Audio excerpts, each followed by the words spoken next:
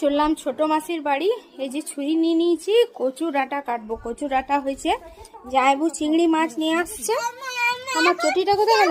হ্যাঁ চল চল, মনো রেডি হয়ে গেছে। বন্ধুরা দেখো চকলেট ডিব্বা আমাকে যে ছোট মাসির বাড়ি, ছোট মাসির বাড়ি হরেক রকম ফুল, নানা ধরনের ফুলের গাছ। ছোট দিদুর বাড়ি,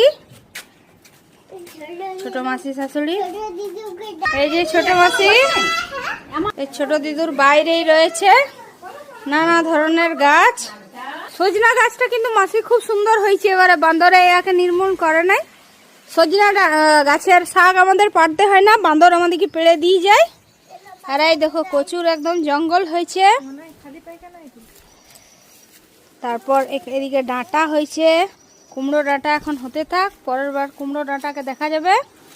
মনু খালি পায়ে চলে এলি বেটা, তুমি বললে খালি পায়ে যেতে। কচু ডাঁটা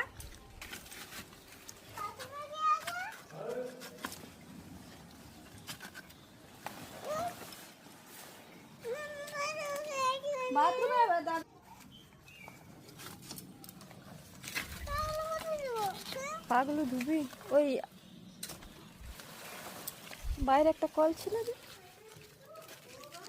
ছাড়ুন।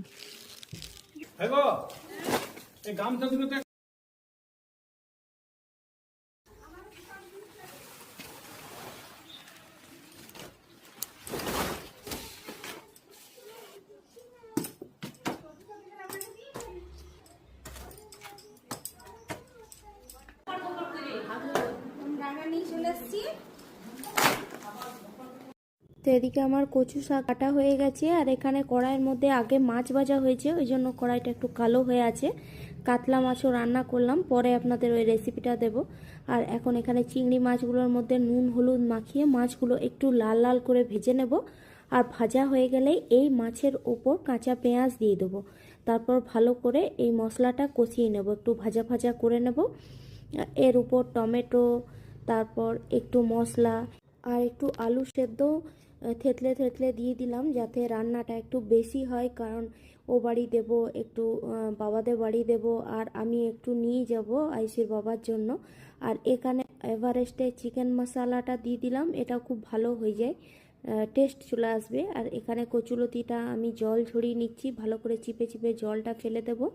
টমেটো দিয়ে ভালো করে একটু কষিয়ে নিলাম, তারপর এই যে কচু শাকটা এর উপর দিয়ে দিলাম। কচু শাকটা দিয়ে ভালো করে ভেজে নেব। কড়াইটা একটু ছোট হয়ে গেছে আর রান্নাটা একটু বেশি